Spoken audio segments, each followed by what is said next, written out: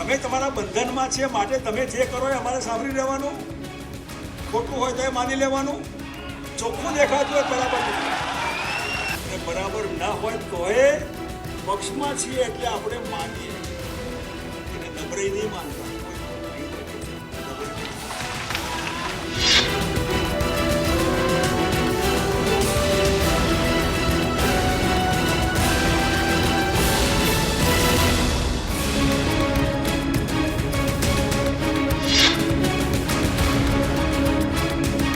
ગુજરાતની પ્રજાના હિત માટેનો સંદેશો હશે. તમારા ઘણા બધા પ્રશ્નોનો જવાબ સંદેશામાં હશે. જય જયકારા જય જયકારા સ્વામી દેના સાથ હમારા. જય જયકારા જય જયકારા સ્વામી. मैं अपने आप कांग्रेस को मेरी ओर से मुक्त करता और रजनीश की कांग्रेस से बीजेपी में कोई पार्टी की नई कंठी नया ऐसा झंडा अपने गले में नहीं लगाना है. आप क्या करेंगे? Not going to join any political.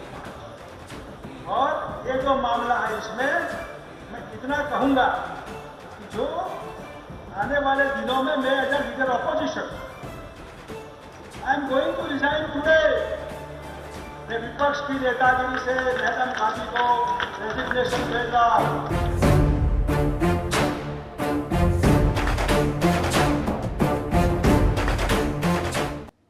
Shankarsinh Vaghela સમયની સાથે સાથે રાજનીતિના આ શંકરના પદ અને હોદ્દા અનેક બદલાયા. મુખ્યમંત્રી પણ બન્યા, પરંતુ હંમેશા તેઓ રાજનીતિના બાહુબલી બનીને રહ્યા અને કદાચ રહેશે. બાપુ શુક્રવારે ટોક ઓફ ધ ડે બન્યા. ત્યારે અસ્મિતા વિશેષમાં આજે વાત કરીશું બાહુબલી બાપુના દિવસભરના ઘટનાક્રમની. પરંતુ સૌથી પહેલા એ જોઈએ કે એ ઘટના બની અને બની ઇવેન્ટ ઓફ ધ ડે. જન્મદિવસ પર બાપુના સમર્થકોએ સમસંવેદના સંમેલનનું આયોજન કર્યું. વાસણિયા ખાતે મહાદેવના દર્શન કરી રાજનીતિના શંકર મક્કમ નિર્ધાર સાથે સંમેલનમાં પહોંચ્યા. જો કે આ પહેલા તેઓ કેટલાક ધારાસભ્યો સાથે પણ બેઠક કરી ચૂક્યા હતા. બાદમાં બાપુની એન્ટ્રી એ સમસંવેદના સંમેલનમાં થઈ, જ્યાં ખુલવાનું હતું શંકરનું ત્રીજું નેત્ર.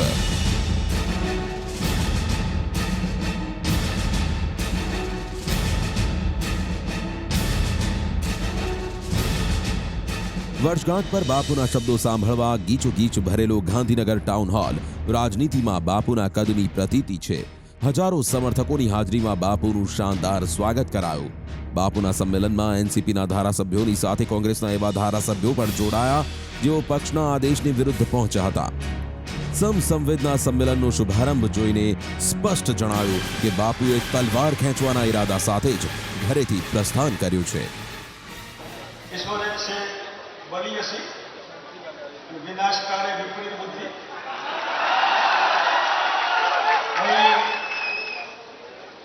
जो पब्लिक लाइफ की थोड़ी बात है. एक नाटक था पहले भी मैंने कहा था कि बाहर रिटायर्ड થાય છે, બાપુ રિટાયર્ડ થતા નથી. સંઘ અને રાષ્ટ્રીય સ્વયંસેવક સંઘના કાળની વાત કરતા બાપુએ સ્પષ્ટ કર્યું છે કે રાજનીતિમાં તેઓ પદ કે સત્તાની લાલચથી નહીં પણ જનસેવા માટે છે. उस समय मैं सेवा दल में था, कांग्रेस का सूर्य बिल्कुल पूरे देश में जवाहरलाल नेहरू जी की सिवा कांग्रेस कुछ था ही नहीं.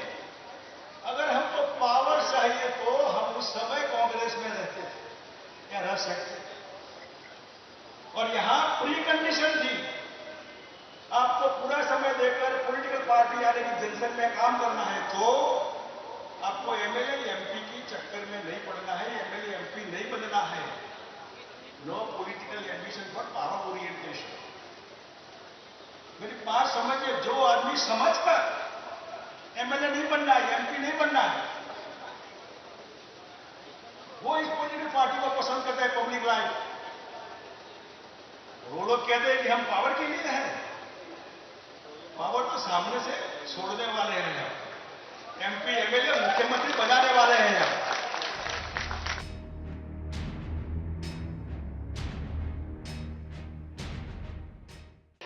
अभी मैं कांग्रेस में हूं,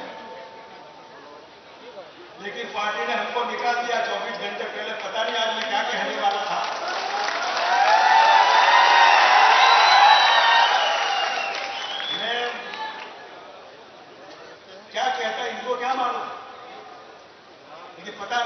ઈચ્છા નહીં थी। શંકરસિંહ વાઘેલાના આ શબ્દો અને તેમનું આક્રમક વલણથી સ્પષ્ટ થયું કે બાપુ આજે તમામ સવાલોના જવાબ આપવાના ઈરાદા સાથે મેદાને ઉતર્યા છે. બાપુએ કોંગ્રેસને આડે હાથ લેવાની શરૂઆત ક્રોસ વોટિંગના મુદ્દાથી કરી. એમને રાષ્ટ્રપતિમાં 10-11 લોકોએ મતદાન નહીં કર્યું એવો આક્ષેપ છે. તમે એમની વાત સાંભળી ખરી? રાઘવજી પટેલે ફરિયાદ કરી 1.5-2 વર્ષથી તમે સાંભળી? એ ફરિયાદમાં તથ્ય હોય તો અમલ કર્યો? અમદાવાદમાં પ્રમુખનું 3 વર્ષથી કોકું ઉકેલ્યું? આ કર્યું? આ સભ્યોને તમે પૂછ્યું કે કેમ, કઈ પીડામાં છો તમે? સભ્યોની પીડા તમારે જાણવી નથી. સભ્ય બોન્ડેડ લેબર ન હોય. આ બધા કોઈ ભાડુતી માણસો ન હોય. આ પ્રજાએ મત આપીને બનેલા છે. એમની વાત તમારે માનવાની નહીં. તમે ક્યાં મત આપ્યા તપાસ કરો. કોને મત આપ્યા, કેમ આપ્યા, પૂછો બધાને. એક એકને બોલાવો. કાલે રાજ્યસભા આવે ત્યારે તમારે આવું થશે. કોને કહેશો તમે? આ બધા સભ્યો પ્રજાના સભ્યો છે બધા. બાપુ ઘણા દિવસથી કોંગ્રેસમાં મૂંઝવણ અનુભવતા હતા. અહીં તેમને એવી જ અનુભૂતિ થઈ રહી હતી જેવી 1995ના કાળમાં ભાજપમાં થઈ. શિસ્તની વાત કોંગ્રેસ કરે છે. વર્ષો પહેલા અહેમદભાઈ પટેલને કાપી નાખો, મારી નાખો, તલવારથી ટુકડા કરી નાખો. એ બધા તો અત્યારે ઉચ્ચ હોદ્દા ઉપર બેઠા છે. અહેમદભાઈના ટુકડા નથી પણ બાકીના બધા આજે બી છે. તમે કોની વાત કરો છો? આ તમે તમારા અંદરના ડખા. આઈ એમ સોરી, બીજેપીમાં પણ એ હતું, અહીં પણ એ જ છે. તમારા પાર્ટીના અંદરની તમારી એમ્બિશન સંતોષવા માટે, તમારી મહત્વાકાંક્ષા સુધી પહોંચવા માટે તમે શેના માટે નિર્દોષ કાર્યકર્તાઓનો ભોગ લો છો? સંવેદના સંમેલનમાં હાજરી આપવાને લઈ ધારાસભ્યોને પ્રદેશ કોંગ્રેસ તરફથી ફરમાવાયેલી મનાઈ બાપુને ખૂંચી, જેણે બાપુને કોંગ્રેસથી વધુ દૂર કર્યા. તમે આટલા બધા ઉતાવળા કેમ થયા? આટલા બધા વામણા કેમ થયા? આ તો પ્રેમનો સોદો છે. આમાં કેમ એ બધા આવજો પ્રેમના સોદા છે. આ દિલમાં સ્થાન હોય ને એના માટે હોય. આ બધા કોઈ સ્વાર્થ વગર છે. આ ક્યાં લેવા દેવાનો શ્વાસ? તમે આટલા મામલાથી કે લોકો ના પાડો નહીં જતા? ધારાસભ્ય ના પાડી તમે નહીં આવો, તમે કોંગ્રેસમાં છો. બાપુ આક્રમક જરૂર જણાયા, પણ સંબોધનમાં વારંવાર એ વાત જણાવતા રહ્યા કે તેઓ હંમેશા પક્ષને વફાદાર રહ્યા, હંમેશા પક્ષમાં મળેલી જવાબદારીને સંપૂર્ણ નિભાવી. क्या है सेक्रीफाइस, क्या है? हर पॉलिटिशियन को इस बात को सोचना है, समझना है। सरपंच के इलेक्शन में, असेंबली के इलेक्शन में, लोकसभा के कोऑपरेटिव इलेक्शन में मारामारी खुनामर की सामने से देश के प्रधानमंत्री नहीं, रियली त्याग मूर्ति, और हमारे घर की बहनें बच्चियां शर्ट पहनकर घूमती है, बाल रखकर खुले रखकर घूमती है. सोनिया जी, वेस्टर्न कल्चर होने के बावजूद भी कभी आपने अव्यवहारिक पोशाक में नहीं देखा. फ्लुएंटली हिंदी आज भी बोलती. સોનિયા ગાંધી અને પક્ષ હાઈકમાન્ડને બાપુએ આપેલી જવાબદારી હવે બાપુને કદાચ બોજરૂપ લાગી કે પક્ષને બાપુ બોજરૂપ લાગવા લાગ્યા, એ એક સવાલ છે. પરંતુ બાપુએ અંતમાં એ જાહેરાત કરી કે જે રાજ્યની રાજનીતિના સમીકરણો બદલવા પૂરતી છે. કોંગ્રેસ કે ભારતીય જનતા પાર્ટી કે બીજી પક્ષીય પોલિટિકલ પાર્ટી, એના બંધનમાંથી હું મુક્ત થાઉં છું ને કોંગ્રેસને મારા બંધનમાંથી મુક્ત કરું છું. और से मुक्त करता और डजन मीन्स की कांग्रेस से बीजेपी में कोई पार्टी की नई कंठी, नया ऐसा झंडा अपने गले में नहीं लगाना है. अब क्या करेंगे? I am not going to join BJP, I am not going to join any political party. બાપુના આ શબ્દો સાથે જ બાપુ કોંગ્રેસ મુક્ત અને કોંગ્રેસ બાપુ મુક્ત બની. એટલું જ નહીં, લગભગ 2 દાયકા બાદ રાજ્યની રાજનીતિમાં આવેલો આ સૌથી મોટો વળાંક છે. સમસંવેદના સંમેલનમાં બાપુએ કોંગ્રેસમાંથી રાજીનામાનો નિર્ણય લીધો અને દિલ્હી સુધી રાજનીતિમાં ખળભળાટ મચી ગયો. જોકે રાજનીતિના આ ઉલટફેરના સંકેતો શુક્રવારે સવારથી જ મળવા લાગ્યા હતા અને સંવેદના સંમેલન વેદનામાં ફૂટવાનું નિશ્ચિત હતું. કેવી રીતે? આવો જોઈએ. વહેલી સવારથી જ બાપુના નિવાસસ્થાન વસંત વગડો ખાતે સમર્થકો, શુભચિંતકો અને શુભેચ્છકોનો આ જમાવડો. અને કેમ ન હોય, પોતાના પ્રિય બાપુનો જન્મદિવસ હતો. ઘણા વર્ષો બાદ એવું બની રહ્યું હતું કે શંકરસિંહ વાઘેલા પોતાનો જન્મદિવસ ઉજવવા જઈ રહ્યા હતા. બાહુબલી બાપુ પોતાની 77મી વર્ષગાંઠ યાદગાર બની. સંકેતો સ્પષ્ટ હતા કે બાપુ કંઈક ધડાકો કરવાના મૂડમાં છે. એટલે સવારથી જ બાપુના નિવાસસ્થાન વસંત વગડો પર ચહેલ પહેલ વધી. જો કે શંકરસિંહ વાઘેલાના પુત્ર મહેન્દ્રસિંહ વાઘેલાએ સ્પષ્ટતા કરતા બાપુના સંન્યાસની અટકળો પર વિરામ લગાવ્યો. આ જન્મદિવસનો કાર્યક્રમ છે, કોઈ રાજનીતિક કાર્યક્રમ નથી. કોઈના જન્મદિવસમાં મળવા, શુભેચ્છા આપવા જવું ના જવું એ પોતાનો વ્યક્તિગત નિર્ણય હોઈ શકે. આમાં રાજકીય કોઈ કારણ ના હોઈ શકે.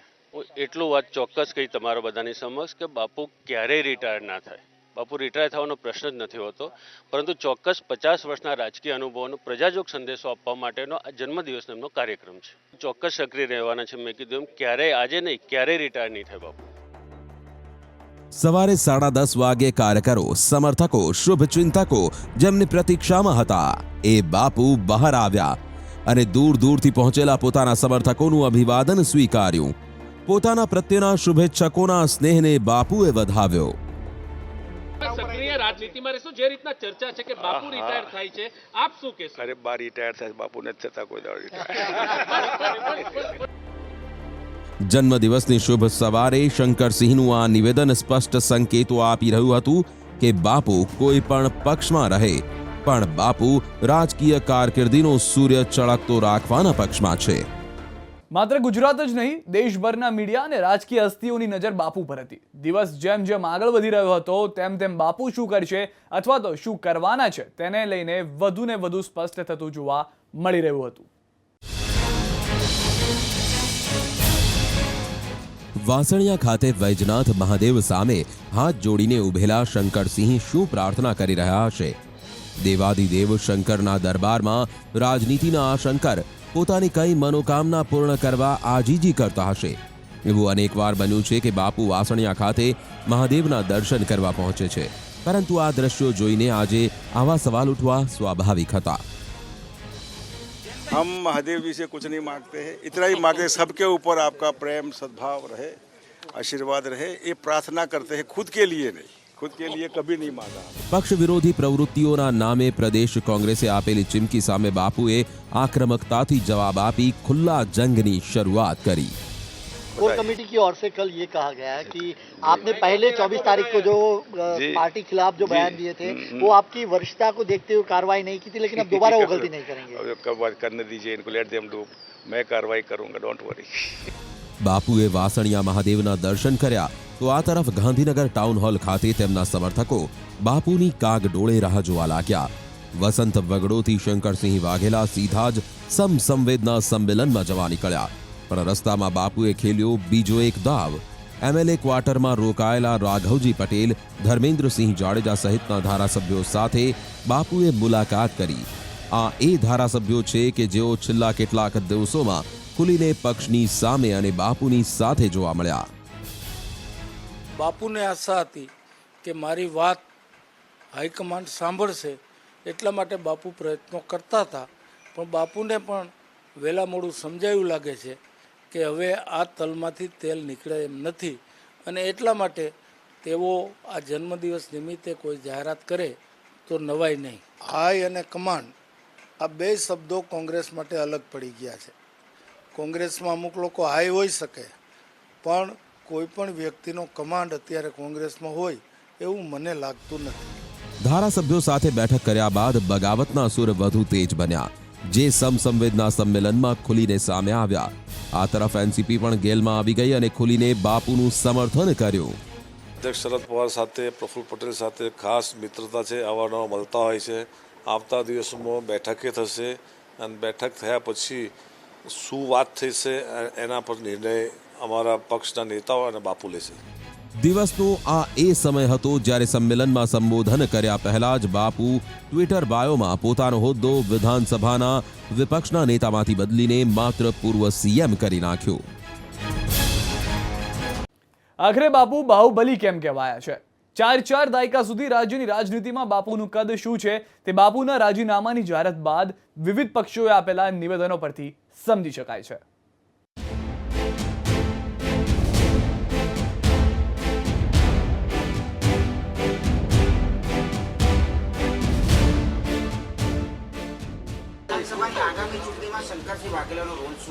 રોલ હશે, રોલ મોટો રોલ હશે, તમારી બધા કહેશો એવો રોલ હશે.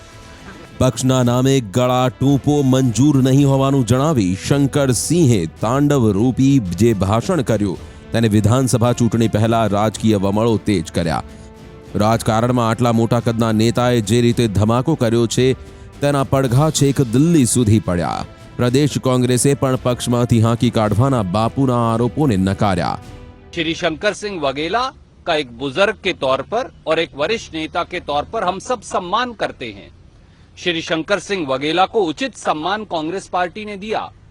उन्हें प्रदेश कांग्रेस कमेटी का अध्यक्ष बनाया, भारत सरकार में केंद्रीय मंत्री कैबिनेट मंत्री बनाया, आईटीडीसी का चेयरमैन बनाकर कैबिनेट मंत्री का दर्जा दिया और आज भी वो गुजरात सदन में विपक्ष के नेता हैं, कांग्रेस के विधायक दल के नेता हैं. कांग्रेस ने न उनके खिलाफ कोई अनुशासनिक कार्रवाई की, न उन्हें कांग्रेस पार्टी से निकाला. ये दोनों बातें बिल्कुल गलत हैं. સંમેલન બાદ પણ હજુ બાપુનું વલણ એ જ છે અને પોતાના રાજીનામા માટે કોંગ્રેસને જ કારણભૂત ગણાવી રહ્યા છે. કેમ એ લોકો રાહ નહીં જોઈ શક્યા એ મારી સમજણ બહારનો વિષય છે. ગઈકાલે દિલ્હી જઈને હું શું કરવાનો હતો અહીં એટલી જો રાહ જોઈ હોત એમને તો કદાચ હું ભરતસિંહભાઈને મારા તરફથી મુખ્યમંત્રીના ઉમેદવાર જાહેર કરે તો દિલ્હીવાળાની પરવાનગી લઈને અને બાકીની જે કંઈ જવાબદારી હોય એમાં પૂરી રીતે એક ટીમ બનાવીને 2017માં શું કરી શકાય. પણ એમને જે કંઈ સૂઝ્યું એ મને ખબર નથી, એટલે આઈ યુઝ ધ વર્ડ કે વિનાશકારી વિપરીત બુદ્ધિ છે. એમાં કંઈ જરૂર નહોતી. કમસે કમ મને પૂછ્યું હોત કે બાપુ આ છેલ્લું છે તમારું, અને એટલા માટે જે કંઈ એમને જે કંઈ નેગેટિવ પોઝિટિવ મને બહુ ફરક નથી પડતો. મને નેગેટિવ ભાષા ફાવતી નથી અને જે મિત્રો સાથે કામ કર્યું હોય એને નકામા હતા એવું ના કહી શકું. કોંગ્રેસ માટે બાપુનું આ બળબોલ સૌથી મોટું જોખમ છે તો ભાજપ માટે સૌથી મોટી રાહત. એટલે જ ભાજપ ગેલમાં આવી ગઈ છે. जब चुनाव नजदीक आ रहा है गुजरात का, उसी समय कांग्रेस के एक वरिष्ठ सेनापति का युद्ध में से बाहर निकल जाना उतना गुजरात भारतीय जनता पार्टी के एक शुकुन का मामला कांग्रेस ने हमको दी. એ ડૂબતી નાવ છે અને એ ડૂબતી નાવમાં હવે કેટલાક લોકો બચશે, કેટલાક લોકો કોંગ્રેસ સાથે રહેશે, એ તો ભવિષ્ય જ કહેશે. પણ આવો ઝઘડો ભૂતકાળમાં ક્યારેય નહોતો. બાપુ માટે ભાજપ અને કોંગ્રેસ બંને હવે ભાડાના મકાન સમાન છે. જો કે બાપુ હજુ રાજનીતિમાં રિટાયર્ડ નથી થયા, એટલે કે વિધાનસભા ચૂંટણી પહેલા બાપુ હજુ એક ધડાકો જરૂર કરશે. પૂરું થઈ ગયું. કોંગ્રેસ બીજેપી પોલિટિકલ પાર્ટી પૂરી થઈ ગઈ. હવે મનાવવાનું તકલીફ બાપુનો સ્વભાવ દોષ છે. આ એક વખત પગલું ભર્યા પછી એ કાલે મને આપે ને ઉપર ભારતના આખા તો પૂરું થઈ ગયું. ચેપ્ટર ઇઝ ક્લોઝ નાઉ. કોંગ્રેસ નિવૃત્તિ કહી શકાય કે રાજકીય સંન્યાસ? નહીં સંન્યાસ મેં ના પાડી. સંન્યાસ છે નહીં, નો સંન્યાસ.